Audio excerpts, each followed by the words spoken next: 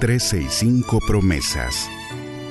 365 razones para creer que Dios nunca falla. Las hojas caen, bailan sin control. Mi suspiro rompe el silencio, buscando un rayo de sol.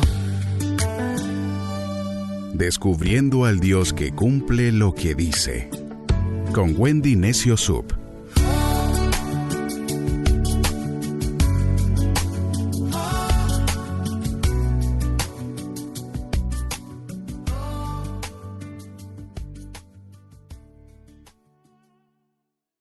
...10 de mayo, promesa 130. El pan que solo Jesús nos puede dar. Feliz Día de las Madres. Hoy es un día muy especial porque hoy le damos las gracias a esas madres que nos sostuvieron cuando ni siquiera sabíamos caminar. A ese amor que estuvo antes de que pudiéramos merecerlo. Porque una madre no solo te dio vida, una madre te enseñó a vivir. Y si hoy tienes a tu mamá cerca, abrázala fuerte, sin prisa, sin distracciones. Y si ya no está, quiero que entiendas esto. El amor de una madre no se entierra. Se transforma en memoria, en recuerdos, en fuerza, en legado. Ella sigue viviendo dentro de ti, como uno de esos regalos más profundos que Dios sembró en tu historia. Pero hoy, en medio de flores, de mensajes, de celebraciones, Dios quiere llevarnos un poco más profundo. Porque hay algo que incluso el amor más hermoso de esta tierra no puede llenar completamente. Tú puedes tener una mesa llena, una familia presente, un día perfecto, y aún así sentir que algo te falta.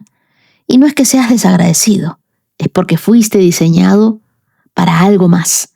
Porque hay una hambre en nuestra alma que ninguna persona puede saciar. Y hoy quiero hablarte de otro alimento. Uno que no se cocina, uno que no se enfría, uno que no se acaba. Un alimento que no viene de las manos de una madre, sino del corazón de Dios.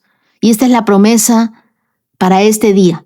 Existe un pan que no solo alimenta nuestro cuerpo, sino que alimenta nuestra alma y nuestro espíritu. Y cuando tú lo pruebas, ya no vuelves a tener hambre de lo que antes te vaciaba. La Biblia, Nueva Traducción Viviente, en Juan capítulo 6, verso 27 y verso 33 y verso 35 nos dice: no se preocupen tanto por las cosas que se echan a perder, tal como la comida. Pongan su energía en buscar la vida eterna que puede darles el Hijo del Hombre, pues Dios Padre me ha dado su sello de aprobación. El verso 33 dice: el verdadero pan de Dios es el que desciende del cielo y da vida al mundo. Verso 35. Yo soy el pan de vida, dijo Jesús. El que viene a mí nunca volverá a tener hambre. El que cree en mí no tendrá sed jamás. La Biblia, el mensaje, estos mismos versos dice: no desperdicien su energía esforzándose por conseguir comida perecedera como esa.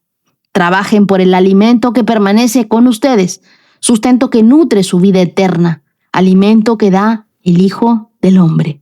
El verdadero pan, el pan de Dios, descendió del cielo y da vida al mundo. Yo soy el pan de vida. El que viene a mí no volverá a tener hambre ni sed. Jesús nos promete algo radical. Si venimos a Él, no viviremos vacíos nunca más. Tú sabes ese momento en el que abres la puerta de la cocina y te golpea un olor a pan recién horneado. Es riquísimo, ¿verdad?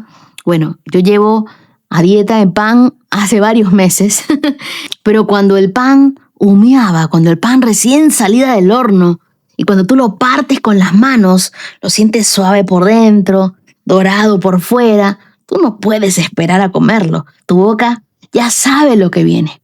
Bueno, una madre puede preparar el pan más rico del mundo. Lo hace con amor, con tiempo, usa sus manos, pero ese pan alimenta tu cuerpo por unas horas. Jesús prepara un pan que alimenta tu espíritu para siempre. No hay una receta humana que lo iguale. No hay un horno en la tierra que lo produzca. El pan recién horneado más rico del mundo, con todo su olor, con todo su sabor, con toda su calidez, después de unas horas se enfría. Al día siguiente ya no es lo mismo, pero el alimento que Jesús nos da no pierde temperatura, no se pone duro, no caduca. Cada mañana que tú abres la Biblia, cada mañana que tú te sientas con Dios, que tú lo buscas de verdad, es como sacar un pan nuevo del horno. Es fresco, es caliente y está listo para ti. El error más común de nosotros es alimentar lo que se acaba. Y Jesús está hablándole a la gente que había visto milagros, pero seguía buscando ese pan físico. Y les dice algo fuerte. Están gastando su vida en lo que se pudre. Hoy nosotros hacemos lo mismo. Buscamos validación, buscamos amor humano, buscamos estabilidad económica y aún así, al final del día, algo nos falta. Hay madres que dan todo por sus hijos, pero por dentro están agotadas. Hay hijos que reciben de todo, pero siguen viviendo vacíos, porque el problema no es la falta de amor humano, es la falta de alimento eterno.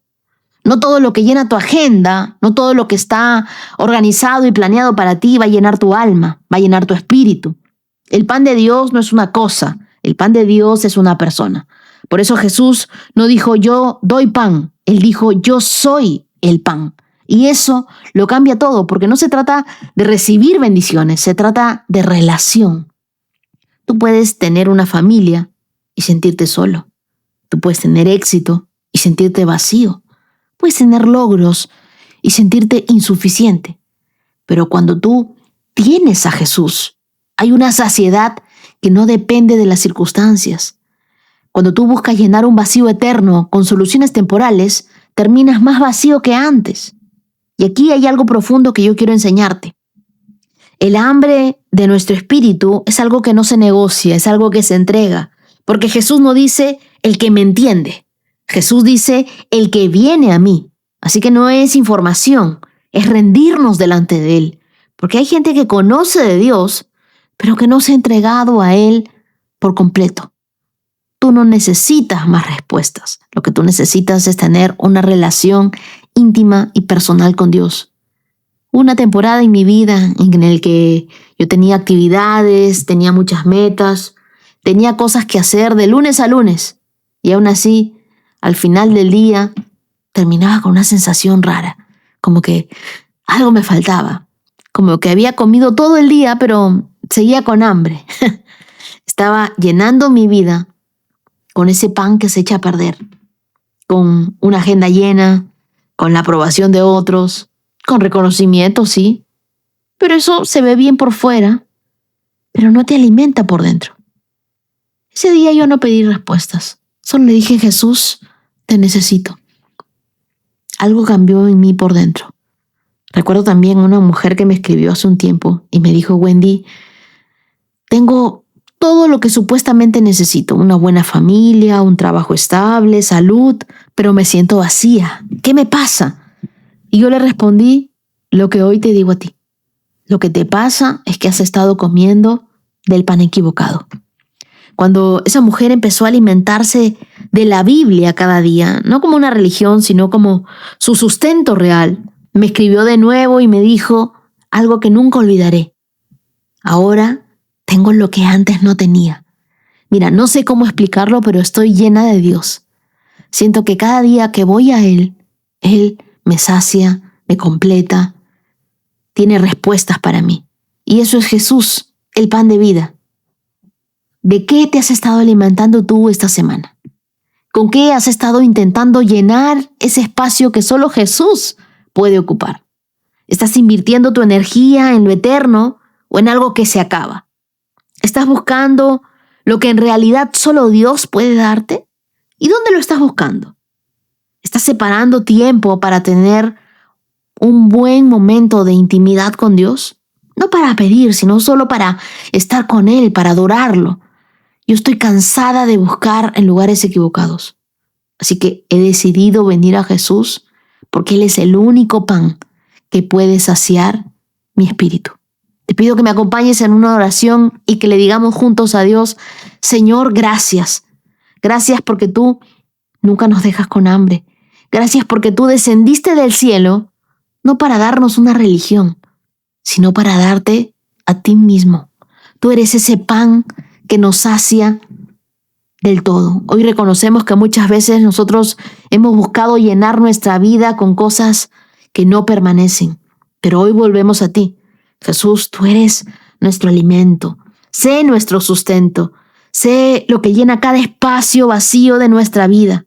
Que cada día que nosotros abramos la Biblia sea como sacar ese pan nuevo del horno, un pan fresco, un pan recién horneado. Que cada vez que nosotros abramos la Biblia, Dios, tú nos hables, tú nos sanes, tú nos ministres, tú nos restaures, llenes cada espacio vacío de nuestro espíritu. Que cada día nosotros podamos entender que tú tienes lo mejor para nosotros. Hoy decido dejar de saciarme con cosas que no me llenan y empezar a llenarme de tu palabra, de tu pan. El pan nuestro de cada día, dánoslo hoy. Oramos en el nombre de Jesús. Amén. Y las lecturas que nos acompañan en este día las encontramos en 1 Samuel, capítulo 8, verso 1, hasta el capítulo 9, verso 27. Juan, capítulo 6, versos del 22 al 42, el Salmo 106, versos del 32 al 48, y Proverbios, capítulo 14, versos del 34 al 35. Ahora sí, te pido que beses a tu mamá si la tienes cerca de ti, le des las gracias por haberte traído al mundo y la hagas pasar el mejor día de su vida. Consiéntela, engríela, no pelees con ella, sé paciente. Recuerda que en ella tenemos a nuestra mejor intercesora. Y ahora sí te pido que tomes tu Biblia, tu lapicero, tu cuaderno, le pidas al Espíritu Santo que te hable. Abróchate los cinturones, ponte tus lentes de la fe, porque comenzamos esta carrera por estos 130K. En 3, 2, 1, adelante. 1 Samuel, capítulo 8, verso 1. Cuando Samuel envejeció, nombró a sus hijos como jueces de Israel, Joel y Abías. Sus hijos mayores establecieron su corte en Berseba, pero ellos no eran como su padre, porque codiciaban el dinero, aceptaban sobornos y pervertían la justicia. Finalmente, todos los ancianos de Israel se reunieron en Ramá para hablar del asunto con Samuel. Mira, Samuel, le dijeron, ya eres anciano y tus hijos no son como tú. Danos un rey para que nos juzgue, así como lo tienen las demás naciones. Samuel se disgustó con esta petición y fue al Señor en busca de orientación. Haz lo que te digan, le respondió el Señor, porque me están rechazando a mí, no a ti. Ya no quieren que yo siga siendo su rey. Desde que los saqué de Egipto, me han abandonado continuamente y han seguido a otros dioses, y ahora te tratan a ti de la misma manera. Haz lo que te digan, pero adviérteles seriamente acerca de la manera en que reinará sobre ellos un rey. Entonces Samuel transmitió la advertencia del Señor al pueblo que pedía un rey. Esta es la manera en que un rey gobernará sobre ustedes, les dijo. El rey reclutará en el ejército a los hijos de ustedes y los asignará a los carros de guerra y a sus conductores, y los hará correr delante de sus carros.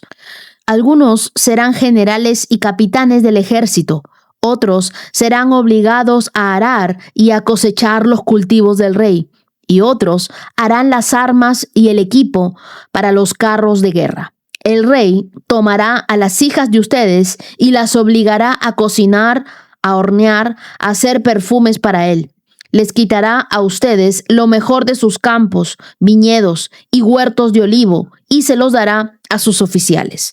Tomará 1/10 parte de su grano y de sus cosechas de uvas y las repartirá entre sus oficiales y miembros de la corte. Les quitará a sus esclavos y esclavas y les exigirá lo mejor de sus ganados y burros para su propio uso. Les exigirá la 10ª parte de sus rebaños y ustedes serán sus esclavos. Cuando llegue ese día, suplicarán ser aliviados de este rey que ahora piden, pero entonces el Señor no los ayudará. Sin embargo, el pueblo se negó a escuchar la advertencia de Samuel. Aún así, todavía queremos un rey, dijeron ellos. Nuestro deseo es ser como las naciones que nos rodean. El rey nos juzgará y será nuestro líder en batallas. Así que Samuel le repitió al Señor lo que el pueblo dijo, y el Señor respondió: haz lo que te piden y dales un rey. Entonces Samuel estuvo de acuerdo y los envió a sus casas. Primera de Samuel, capítulo 9. Había un hombre rico e influyente llamado Cis, de la tribu de Benjamín. Era hijo de Abiel, hijo de Seror, hijo de Becorat, hijo de Afia, de la tribu de Benjamín. Su hijo Saúl era el hombre más apuesto en Israel. Era tan alto que los demás apenas le llegaban a los hombros. Cierto día, los burros de Cis se extraviaron, y él le dijo a Saúl: lleva a un siervo contigo y ve a buscar los burros. Así que Saúl tomó a un siervo y anduvo por la zona montañosa de Efraín, por la tierra de Salisa, por el área de Salim y por toda la tierra de Benjamín. Pero no pudieron encontrar los burros por ninguna parte. Finalmente entraron a la región de Suf y Saúl le dijo a su siervo: volvamos a casa. Es probable que ahora mi padre esté más preocupado por nosotros que por los burros. Pero el siervo dijo: se me ocurre algo. En esta ciudad vive un hombre de Dios. La gente le tiene gran estima porque todo lo que dice se cumple. Vayamos a buscarlo. Tal vez pueda decirnos por dónde ir. Pero no tenemos nada que ofrecerle, respondió Saúl. Hasta nuestra comida se acabó y no tenemos nada para darle. Bueno, dijo el siervo, tengo una pequeña pieza de plata. Al menos se la podemos ofrecer al hombre de Dios, a ver qué pasa. En esos días, si la gente quería recibir un mensaje de Dios, decía: vamos a preguntarle al vidente, porque los profetas solían ser llamados videntes. Está bien, aceptó Saúl, hagamos el intento. Así que se encaminaron hacia la ciudad donde vivía el hombre de Dios. Al ir subiendo la colina hacia la ciudad, se encontraron con unas jóvenes que salían a sacar agua. Entonces Saúl y su siervo les preguntaron: ¿encuentra por aquí el vidente? Sí, les contestaron. Sigan por este camino, él está junto a las puertas de la ciudad. Acaba de llegar para participar de un sacrificio público que se realizará arriba en el lugar de adoración. Apúrense para que lo puedan encontrar antes de que suba a comer. Los invitados no comenzarán a comer hasta que él llegue para bendecir los alimentos. De modo que llegaron a la ciudad y mientras entraban por las puertas, Samuel iba saliendo hacia ellos para subir al lugar de adoración.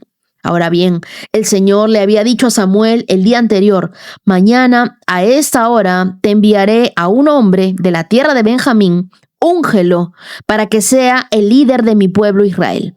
Él lo librará de los filisteos, porque desde lo alto he mirado a mi pueblo con misericordia y he oído su clamor. Cuando Samuel vio a Saúl, el Señor le dijo: este es el hombre del que te hablé. Él gobernará a mi pueblo. Justo en ese momento, Saúl se acercó a Samuel a las puertas de la ciudad y le preguntó: ¿podría decirme, por favor, dónde está la casa del vidente? Yo soy el vidente, le contestó Samuel.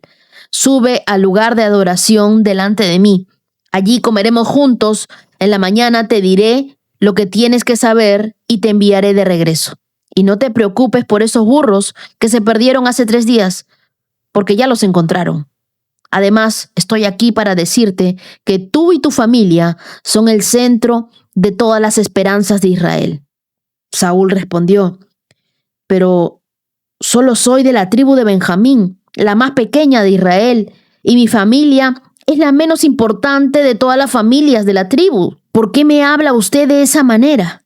Luego, Samuel llevó a Saúl y a su siervo al comedor y los sentó en la cabecera de la mesa, y así los honró más que a los 30 invitados especiales. Después, Samuel dio instrucciones al cocinero para que le sirviera a Saúl el mejor corte de carne, la porción que había sido reservada para el invitado de honor. El cocinero trajo la carne, la puso frente a Saúl. Adelante, come, le dijo Samuel. Lo había apartado para ti aún antes de que te invitara a los demás. Así que ese día Saúl comió con Samuel. Cuando bajaron del lugar de adoración y regresaron a la ciudad, Samuel llevó a Saúl a la azotea de la casa y allí le preparó una cama. Al amanecer del día siguiente, Samuel llamó a Saúl. Levántate, es hora de que sigas tu viaje. Así que Saúl se preparó y salió de la casa junto a Samuel. Cuando llegaron a las afueras de la ciudad, Samuel le dijo a Saúl que mandara a su siervo que se adelantara. Después de que el siervo se fue, Samuel dijo: quédate aquí porque he recibido un mensaje especial para ti de parte de Dios.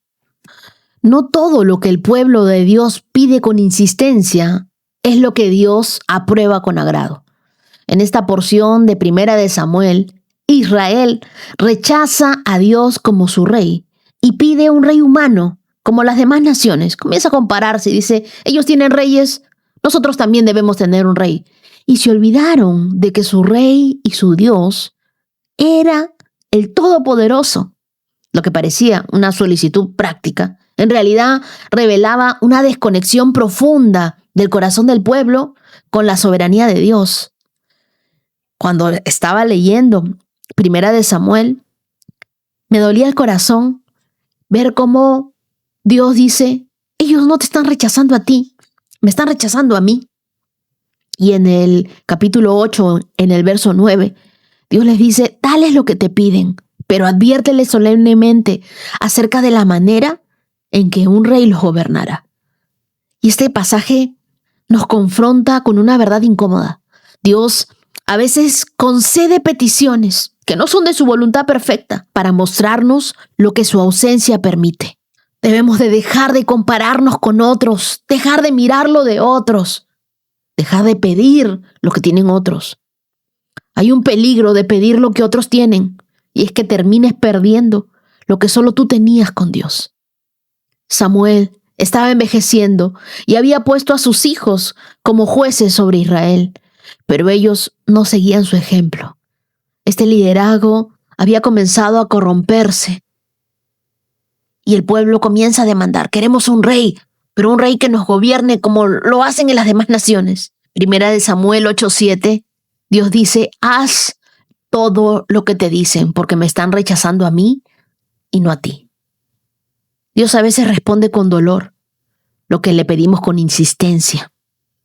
Dios no siempre dice que no, a veces dice que sí, pero esta vez era para que el pueblo vea la diferencia entre la dirección de Dios y el permiso de Dios.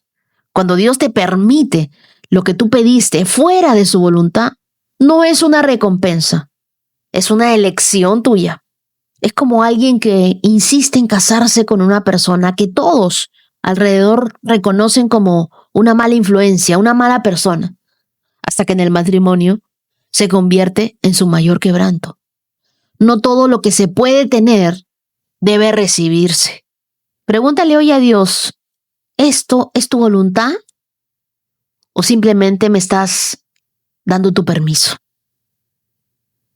Escribe lo que le estás pidiendo hoy a Dios y luego pregúntate: ¿lo quiero porque es correcto? ¿Porque es parte de mi propósito? ¿O porque todos lo tienen y yo también lo quiero? En el verso 5 ellos dicen: queremos ser como las demás naciones, con un rey que los gobierne. Y el deseo de ser como los demás puede hacernos perder lo que nos hacía diferentes. Israel no fue llamado a parecerse a los demás pueblos de su alrededor, sino a ser luz para ellos. Pero ahora, en lugar de liderar, ellos quieren imitar, y no puedes impactar al mundo al que estás tratando de parecerte. En los versos del 11 al 18, Samuel les advierte que el rey les quitará hijos, campos, libertad, recursos, porque lo que comienza como una respuesta a la inseguridad terminó en esclavitud. El poder sin carácter se convierte en abuso. En muchos contextos vemos líderes que comenzaron con una visión, pero se volvieron autoritarios. Todo el mundo les teme. No basta con tener autoridad. hay que también tener el corazón conforme al de Dios para ejercer esa autoridad. Y una frase que dice que si quieres conocer a una persona, dale poder. Y tiene mucha razón. Si tú lideras, examina tu corazón. ¿Estás sirviendo o estás usando tu posición? Si estás bajo autoridad, ora por tus líderes y no seas autoritario. Con todo, tenemos buenas noticias. Primera de Samuel, capítulo 9, verso 17, dice: entonces el Señor le dijo: ese es el hombre del quien te hablé. A pesar de la petición equivocada, Dios no abandona su plan. En el capítulo 9, elige a Saúl de la tribu de Benjamín, el más inesperado para comenzar con una monarquía. A veces Dios usa incluso nuestras decisiones erradas como escenario para mostrarnos su fidelidad. La soberanía de Dios no se detiene por nuestras malas decisiones. Ora conmigo hoy y digámosle a Dios: Señor, no quiero pedir lo que me aleja de ti, ni desear tampoco lo que me hace igual a los demás. No quiero compararme con otras personas. Enséñame a esperar tu voluntad, a confiar en tu dirección y a preferir tu voz sobre mis emociones o mis impulsos. Si en algún momento he buscado soluciones humanas sin consultarte, hoy vuelvo a tu consejo, a tu dirección, a tu sabiduría en la Biblia. Háblame, Dios, como solo tú lo sabes hacer.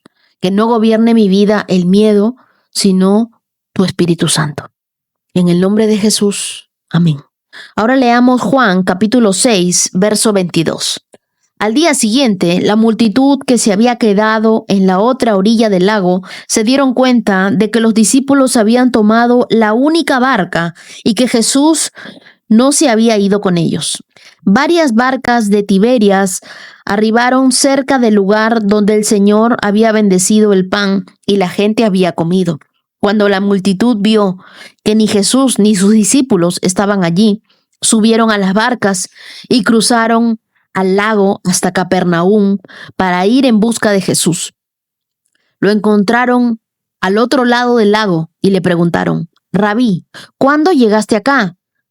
Jesús les contestó: les digo la verdad, ustedes quieren estar conmigo porque les di de comer, no porque hayan entendido las señales milagrosas. No se preocupen tanto por las cosas que se echan a perder, tal como la comida.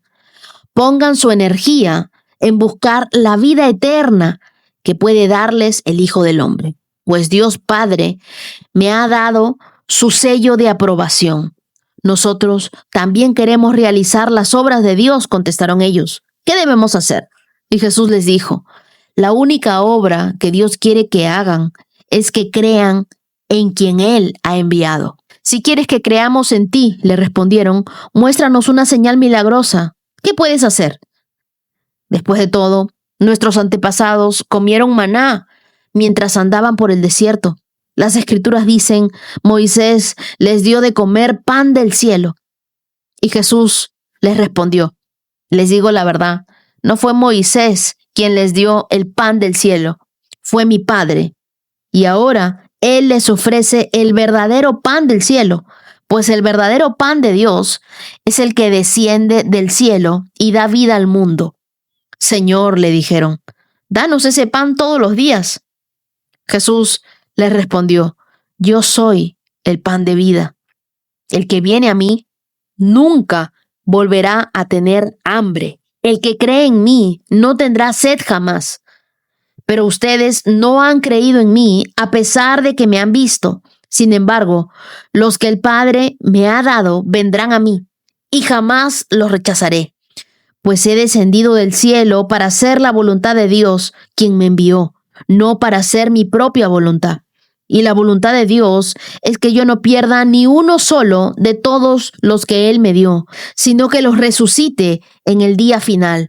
Pues la voluntad de mi Padre es que todos los que vean a su Hijo y crean en Él tengan vida eterna, y yo los resucitaré en el día final.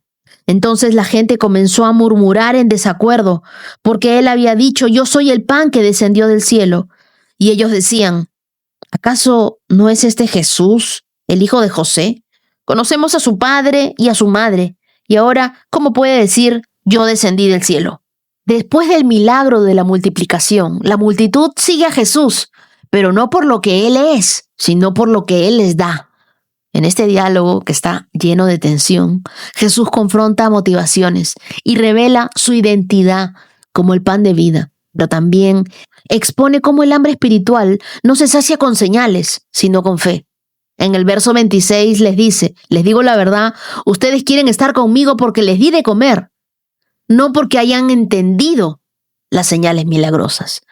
Y este es uno de los momentos más incómodos de este evangelio, cuando Jesús le dice a la gente: están detrás mío por conveniencia, no por convicción. Jesús había multiplicado el pan como una señal milagrosa, pero el pueblo solo vio la provisión, no vio al proveedor.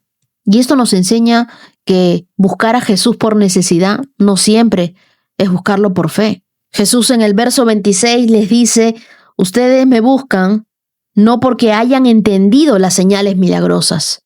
La multitud no estaba equivocada en buscarlo, pero sí en el motivo de esa búsqueda. Muchos buscan a Dios cuando hay crisis, pero se alejan cuando todo mejora. Eso no es fe, eso es conveniencia. Busco a Dios por un milagro, pero luego me olvido de Dios. La pregunta que te quiero hacer hoy es: ¿seguirías buscando a Dios si no hubiera una respuesta inmediata? ¿Tú buscas a Dios por lo que Él es o por lo que Él te da? Y luego les dice, verso 27, no se preocupen por las cosas que se echan a perder, tal como la comida. Pongan su energía en buscar la vida eterna que puede darles el Hijo del Hombre. Aquí Jesús contrasta dos tipos de alimento: el que satisface por un momento y el que da vida eterna. Lleva un diario esta semana y mira en qué inviertes más tu tiempo y tu energía. ¿Qué porcentaje de eso alimenta tu vida espiritual? Luego la gente le pregunta: ¿pero qué debemos hacer? Y Él les dice en el verso 29, la única obra que Dios quiere que hagan es que crean en quien Él ha enviado. En una cultura que valora la ley y las obras externas, Jesús cambia el enfoque. La fe no se gana, se responde. No es por esfuerzo humano, es por gracia divina. La fe no es la ausencia de preguntas, es la decisión de confiar, aunque no tengas todas las respuestas. Repite conmigo: creo en ti, Jesús. Aunque no vea, aunque no entienda, aunque no sienta. Yo creo que tú eres el Hijo de Dios y te reconozco como mi Señor y como mi Salvador. Y el verso 35 dice: Jesús le respondió: yo soy el pan de vida. El que viene a mí nunca volverá a tener hambre. El que cree en mí no tendrá sed jamás. El verdadero pan no baja del cielo para llenar estómagos, no, sino para salvar vidas. Jesús no solo vino a solucionar el hambre física, Él es el alimento que da sentido, propósito y vida eterna. Tú puedes tener una refrigeradora llena y un corazón vacío. Cristo llena el alma de quien verdaderamente se rinde a Él. Y por último, en el verso 42, la gente comenzó a murmurar porque no aceptaban el origen de Jesús. Y dicen: ¿no es este Jesús, el hijo de José? ¿Cómo puede decir que descendió del cielo? La familiaridad apagó la fe. El problema no era la falta de evidencia, sino el orgullo religioso y la dureza del corazón que tenía esta gente. Hoy abre tu corazón a la voz de Dios, incluso en lo sencillo. A veces tu respuesta está en un devocional, en una frase, en una oración, no siempre en algo súper espectacular. Salmo 106, verso 32. También en Meriba provocaron el enojo del Señor y le causaron serios problemas a Moisés. Hicieron que Moisés se enojara y hablara como un necio. Israel no destruyó a las naciones que había en la tierra, como el Señor le había ordenado. En cambio, los israelitas se mezclaron con los paganos y adoptaron sus malas costumbres. Rindieron culto a sus ídolos y eso resultó en su ruina. Hasta sacrificaron a sus propios hijos e hijas a los demonios. Derramaron sangre inocente, la sangre de sus hijos e hijas, al sacrificarlos a los ídolos de Canaán. Contaminaron la tierra con asesinatos. Se contaminaron a sí mismos con sus malas acciones. Y su amor a los ídolos fue adulterio a los ojos del Señor. Por eso el enojo del Señor se encendió contra su pueblo, y él aborreció a su posesión más preciada. Los entregó a las naciones paganas y quedaron bajo el gobierno de quienes los odiaban. Sus enemigos los aplastaron y los sometieron a su cruel poder. Él los rescató una y otra vez, pero ellos decidieron rebelarse en su contra y finalmente su pecado los destruyó. Aún así, él sintió compasión por la angustia de ellos y escuchó sus clamores. Recordó el pacto que les había hecho y desistió a causa de su amor inagotable. Hasta hizo que sus captores los trataran con amabilidad. Oh Señor, nuestro Dios, sálvanos. Vuelve a reunirnos de entre las naciones para que podamos agradecer a tu santo nombre, alegrarnos y alabarte. Alaben al Señor, Dios de Israel, quien vive desde siempre y para siempre. Que todo el pueblo diga amén, alabado sea el Señor.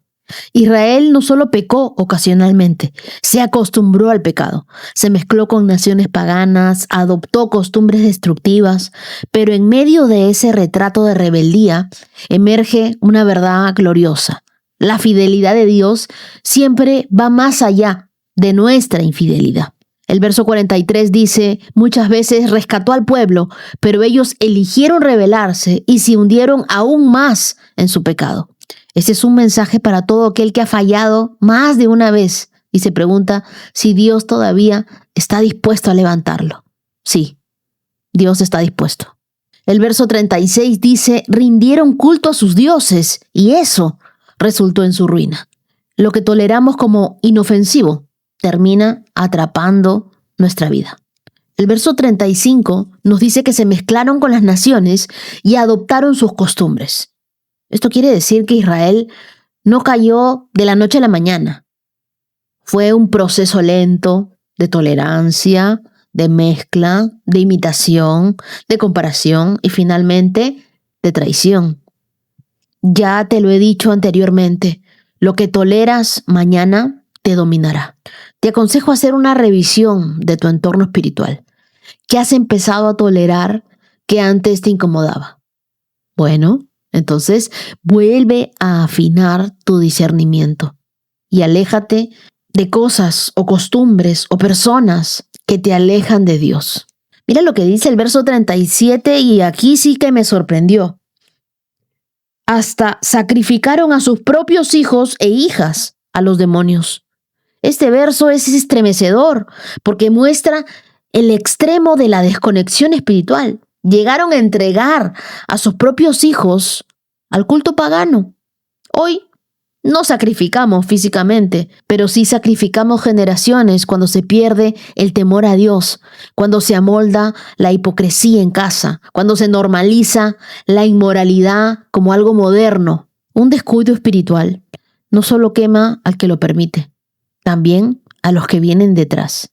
Y Dios permite que nosotros toquemos fondo, no para destruirnos, sino para redimirnos. Versos 40 y 41 dice, por eso el Señor descargó su enojo sobre su pueblo y los entregó a las naciones paganas. La disciplina de Dios no es castigo, es medicina para un corazón que se desvió, porque Dios no nos castiga para herirnos, Él siempre nos confronta para hacernos entrar en razón. Si el día de hoy tú estás en medio de las consecuencias de una mala decisión, no huyas de Dios, corre hacia Él. Hay quienes dicen, no, mejor me acerco a Dios cuando esté mejor, cuando me sienta preparado. El día de hoy estoy lleno de pecado. Error. ¿Sabes por qué? Porque nosotros vamos a buscar al médico cuando estamos enfermos. No, cuando estamos sanos, cuando tenemos toda la vida arreglada, ahí vamos a buscar al médico para decirle, oye, acá estoy, ya me arreglé. No, nosotros tenemos que ir a Dios ahora. No tengas vergüenza de acercarte a Dios con el pecado que tienes el día de hoy, porque la misericordia de Dios es más grande que tu error. Hay quienes dicen, no, Dios ya no me quiere, Dios debe estar molesto conmigo, he sido demasiado malcriado, he hecho muchas cosas malas. Te leo el verso 44, dice, aún así, después de todo lo que me has dicho, después de todo lo que tienes en tu mente, que yo de repente no he nombrado, aún así, Él tuvo compasión, escuchó sus clamores. Verso 45, se acordó de su pacto con ellos. Ese es el corazón del Salmo. Dios no es fiel porque nosotros lo somos, sino porque Él es fiel, es parte de su naturaleza. Él no puede negarse a sí mismo. Dios no está cansado de ti. Él está esperando que tú te canses de vivir lejos de Él. Dile a Dios hoy conmigo: Dios, si me alejé, me arrepiento. Si fallé, hoy me humillo y cambio mi actitud, cambio mi estilo de vida. Si tú me llamas, yo vuelvo, Dios. Gracias por no olvidarte de nuestro pacto. Gracias por responder a cada oración. Gracias por perdonarme, aun cuando yo ya me había acostumbrado al pecado. Hoy decido volver a honrarte, volver a entregarte mi vida. Gracias por tener misericordia, incluso cuando siento que no la merezco. Hoy me aferro a tu fidelidad y me vuelvo a ti con todo mi corazón. Oro en el nombre de Jesús. Amén. Ahora leamos Proverbios capítulo 14, verso 34. La justicia engrandece a la nación, pero el pecado es la deshonra de cualquier pueblo. El rey se alegra de los siervos sabios, pero se enoja con aquellos que lo avergüenzan. Estos dos versículos encierran una verdad poderosa sobre el destino de las naciones y el corazón de sus líderes. La justicia no solo cambia a individuos, también transforma sociedades. Estos proverbios nos recuerdan que el pecado no solo es personal, es también colectivo y visible. Cuando la injusticia se normaliza, la vergüenza pública no tarda en llegar. Pero cuando la rectitud es la que gobierna, Dios exalta incluso a través de personas comunes. Notemos el verso 34 en la parte A. La justicia engrandece a una nación. Una nación no se levanta por poder, sino por justicia. Dios no mide el éxito de una sociedad por su economía o su influencia, sino por su integridad. Donde hay justicia, hay honra. Nosotros el día de hoy vemos países con menos recursos, pero con altos niveles de integridad y solidaridad social. Ellos generan confianza, generan orden, crecimiento, más duradero que naciones más ricas, pero corruptas. Yo sé que el día de hoy tú puedes estar pensando, pero ¿eso qué tiene que ver conmigo? Yo no puedo cambiar una nación entera.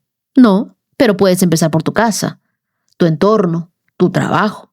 La justicia comienza en eso cotidiano. Y la parte B, la siguiente parte del verso dice: pero el pecado es una deshonra para cualquier pueblo. El problema de nuestra generación no es que peque, sino que celebra el pecado como si fuera una virtud. Lo que aprendo de la Biblia hoy es: debo arrepentirme rápido y enseñarle a otros que la santidad no es algo anticuado, es glorioso. El verso 35 dice: el rey se complace en los siervos sabios. La sabiduría en el liderazgo se nota en quienes no solo hacen, sino en cómo hacen lo que hacen. Sé una persona que los demás desean tener cerca, no por tus títulos, sino por tu integridad. La sabiduría no siempre habla fuerte, pero siempre da ejemplo. Vivamos sabiendo entonces que representamos al Rey de Reyes y Señor de Señores, y que tus palabras, tus reacciones, tus decisiones hablen bien de aquel que te confió un llamado. Y así llegamos a nuestros 130K. Y quiero contarles que vamos al 39.4% de avance de nuestra lectura bíblica del 100%. Ya hemos leído 439 capítulos de la Biblia. Hemos terminado 11 libros. Estoy muy emocionada porque el próximo domingo, el domingo 17, a las 3 de la tarde, voy a estar reuniéndome con todos los íntimos en Miami, en Cotidiano Wynwood. Si tú quieres ser parte, escríbeme a través de mis redes sociales y te voy a estar dando la dirección. Domingo 3 de la tarde, nos vemos allí. Ahora quiero compartirte el testimonio de Karen Barbosa. Soy colombiana, radicada hace 4 años aproximadamente en Brasil. Soy enfermera.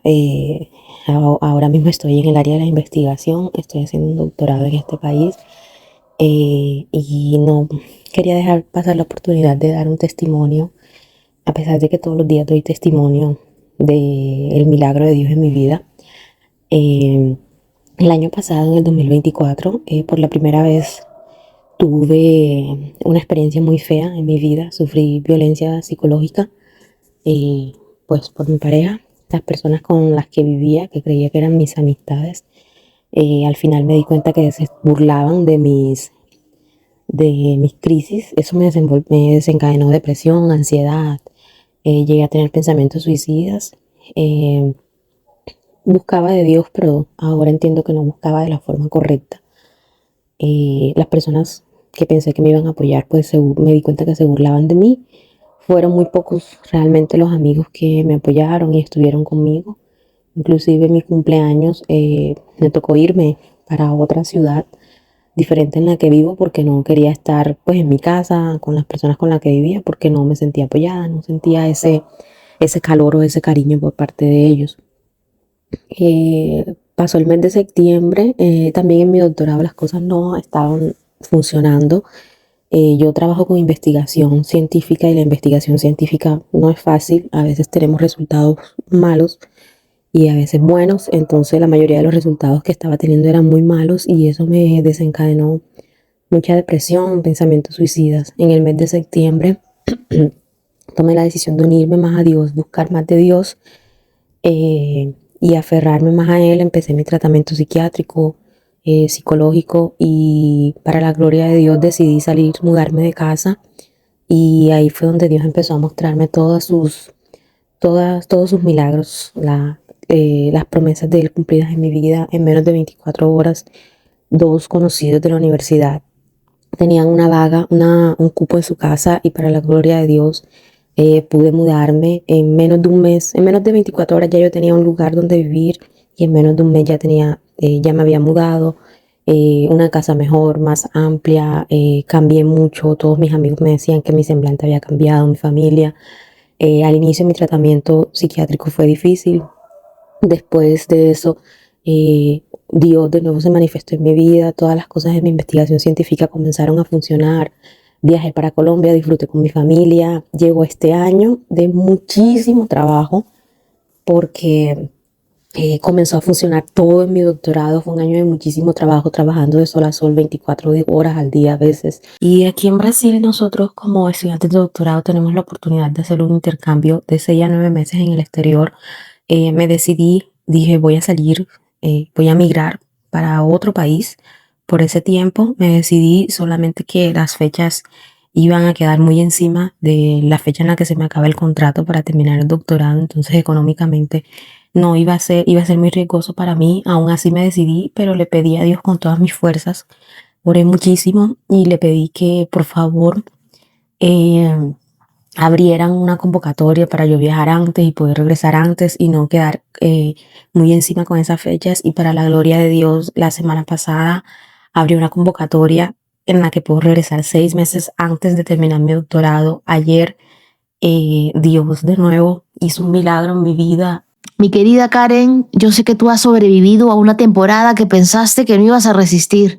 Y mírate hoy, avanzando, creciendo y soñando otra vez. Qué hermoso es ver cómo Dios transformó tu dolor en fortaleza y cómo incluso usó la ciencia, la medicina, la terapia y la fe para levantarte. Porque Dios también obra a través de los procesos, de los médicos y de las decisiones valientes. Me encanta que hayas mencionado a Job porque hay temporadas donde uno no entiende nada, pero después descubre que Dios nunca dejó de escribir nuestra historia. Quiero regalarte Isaías capítulo 61, verso 3, que dice, les dará una corona de belleza en lugar de cenizas, una gozosa bendición en lugar de luto y una festiva alabanza en lugar de desesperación. Y eso es exactamente lo que Dios está haciendo contigo, querida Karen, cambiando cenizas por propósito, dolor por crecimiento y lágrimas por puertas abiertas. Y ahora quiero compartir contigo el testimonio de Génesis Vergara. Hace alrededor de 2 años o 3, 2 años y medio, mi hijo de 4 años actualmente, que en ese momento tenía 2 años y 8 meses, fue diagnosticado con autismo severo, nivel 3. Desde ese momento yo sufrí demasiado y tuve básicamente una pelea interna con Dios. Yo soy conocedora de Dios, desde hace muchos años y me alejé, me sentí el típico por qué en vez de para qué, ¿verdad? Yo sentí por qué a mí y por qué de esta manera, porque mi bebé era muy severo, realmente él no sabía jugar, él no sabía para qué eran los juguetes, no se comunicaba de ninguna manera. Pasaron los años y yo me quedé con ese diagnóstico, lo acepté y dije, ok, aprenderé a vivir. Hubieron momentos, hubo, hace unos 6 meses, hubo un momento en que yo dije, tengo que buscar ayuda porque mi hijo estaba muy mal, se estaba agrediendo, estaba en su peor etapa, no hablaba nada, no se comunicaba, por más terapias que hemos hecho en ese momento. Tiene una terapista todos los días en casa, aparte lo llevamos a otras terapias, buscar. Yo empecé a indagar más, tomé un tratamiento. Te estoy diciendo que todo esto lo hice sin nada de pedirle, sin pedirle camino a Dios, decirle, no oré, no, lo hice como el mundo, creyendo en el mundo. Agarré, tomé ese tratamiento, empecé a hacer algunos cambios en mi hijo, sí, vi algunos cambios, pero leves. Fue un tratamiento extremadamente costoso, de 5 números medios en dólares, bastante costoso. Hizo el tratamiento, pero realmente Wendy fue como si nada. Yo vi unos cambios y ya. El tratamiento duró un mes en otro estado. Nosotros vivimos en Estados Unidos y nos tuvimos que ir por un mes a Florida. Quienes viven en Estados Unidos saben que eso es mucho más costoso porque un mes sin trabajar y con todos los gastos andando, eso fue un sacrificio muy grande. Cuando yo llego de vuelta, la mamá de mi cuñada, muy cristiana y quien ha sido una persona que es de bendición en mi vida porque fue quien nuevamente me acercó a Dios y quien me hizo reaccionar, ella me dice que ella tuvo una visión y ella pudo ver cómo Dios bloqueaba cada tratamiento que a mi hijo le hicieron. Porque ella había orado tanto por mi hijo que sin ella saber que a mi hijo le estaban haciendo ese tratamiento, ella pudo ver cómo Dios bloqueaba todo lo que a mi hijo le hacían en la cabeza y realmente a mi hijo el tratamiento fue en la cabeza. Y ella me dijo, es que Dios ya hizo el milagro, Dios ya lo hizo, tú hagas lo que hagas, Dios ya hizo el milagro. Pero yo no creí nada, Wendy, porque yo dije, por Dios, si yo ya he gastado tanto, yo ya he hecho tanto, el sacrificio mío ha sido sobrenatural, o sea, yo he hecho demasiado y yo no veo nada en mi hijo. Mi hijo estaba teniendo unas crisis de autoagresión, lo tuve que llevar al doctor, el doctor le medicó medicina que yo no acepté darle, yo le dije, no, yo no le voy a dar eso a mi hijo. Yo estaba desesperada y esta persona, Rosita, ella me dice, hija, Dios ya hizo un milagro, tú no lo estás viendo porque tú no crees, porque tú, aunque conoces de Dios, le diste la espalda. Búscalo, búscalo, hija, porque eres tú quien está reteniendo esa bendición. Eres tú quien tienes que hacerlo. Wendy, yo un día ya no podía más y dije, ¿qué pierdo? O sea, yo ya creí tonto en el mundo, creí en todas esas cosas que te promete el mundo, que te va a ayudar, que va a mejorar la calidad de vida de tu hijo, y nada era cierto.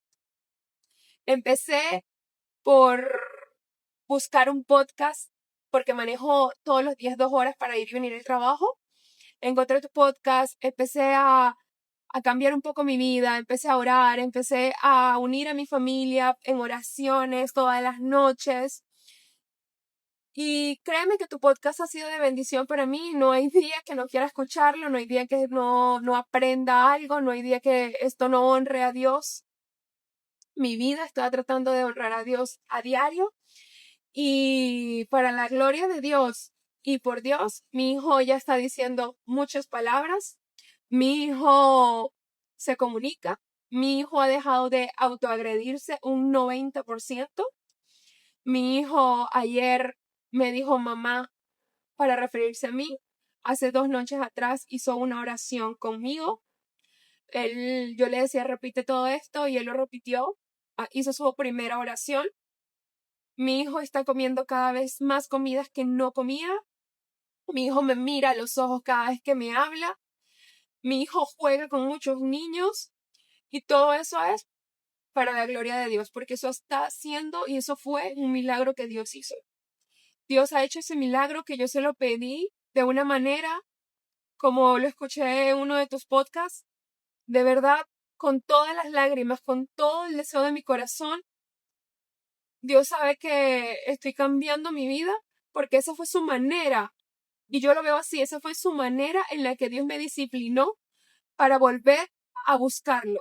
Este milagro lo hizo Él, porque aunque el mundo me dijo, no, tu hijo no va a hablar, tu hijo no va a comer, tu hijo no va a mirar, tu hijo no va a jugar, mi hijo hoy en día dice palabras, está aprendiendo a comunicarse, me llama por mamá, hizo su oración y todo eso se lo debo a Dios. Dios lo hizo. Mi querida Génesis, qué testimonio tan poderoso, porque solo una mamá que ha pasado las noches llorando, viendo sufrir a su hijo, sintiendo que nada funcionaba, puede entender el peso de lo que acabas de contar. Y qué hermoso es ver cómo Dios empezó a hacer algo que los médicos, los tratamientos, los procesos no habían logrado hasta el momento. Me conmueve mucho imaginar ese momento cuando tu hijo te comenzó a decir mamá y a responderte. Me dejó sin palabras, porque yo también estoy orando para que niños a los cuales amo comiencen a hablar. Yo sé que para otras madres que te escuchan, este es un milagro gigante. Son respuestas que solo Dios sabe cuánto tiempo esperaste, y esperaste con lágrimas. Me encanta algo de tu historia, que mientras tú esperabas el milagro de tu hijo, Dios comenzó a sanar tu corazón, a acercarte a Él, porque muchas veces Dios no solo obra en aquello que nosotros oramos, sino también mientras nosotras esperamos. Génesis, yo quiero decirte, no estás sola. Dios ha visto cada oración silenciosa, cada madrugada difícil, cada momento donde tú sentías cansancio, miedo, incertidumbre. Y Dios sigue teniendo la última palabra sobre la vida de tu hijo. Te quiero regalar Jeremías capítulo 32, verso 27, que dice: yo soy el Señor, Dios de todos los pueblos del mundo. ¿Hay algo demasiado difícil para mí? Yo creo que no. No hay nada demasiado difícil para nuestro Dios. Tu historia es evidencia de que no hay nada imposible para nuestro Señor. Así que tú sigue creyendo, sigue abrazando a tu hijo, sigue buscando al Señor como lo estás haciendo, porque apenas estás comenzando a ver todo lo que Dios puede hacer en tu vida. Y hoy también quiero agradecer a los corazones generosos de esta hermosa comunidad. Muchas gracias a mi papá, a José Neciosup, gracias a Alejandro Alferrano, gracias a Orieta Falcón, muchas gracias a Ricardo Herrera, a Paul del Castillo, a Pedro Bonafón, todos ellos queridos discípulos. Muchas gracias a San Juana Baena, a Claudia Blair. A ustedes quiero regalarles Deuteronomio capítulo 28, verso 8, que dice: vayan donde vayan y en todo lo que hagan serán benditos. Que la bendición de Dios los acompañe, que ustedes reciban estas bendiciones de Deuteronomio 28 en sus vidas, en sus casas, siempre. Y quiero que sepan que ustedes estarán en mis oraciones. Muchas gracias, querida comunidad de íntimos. No se olviden de celebrar a sus madres, porque el Día de la Madre no es solo un día, es todos los días del año. Celebrémosla, amémosla y digámosles lo importante que son para nosotros. Que tengan un día lleno de amor, de sonrisas y de muchas bendiciones. Shalom, shalom. Has escuchado 365 Promesas. Síguenos en Facebook e Instagram, @Wendy Neciosup. Hasta la próxima. Bailan sin control, mi suspiro rompe el silencio, buscando un rayo de sol. Promesa, promesa, promesa que salva. Oh, promesa, promesa, promesa que guía. Promesa, promesa plena en ti.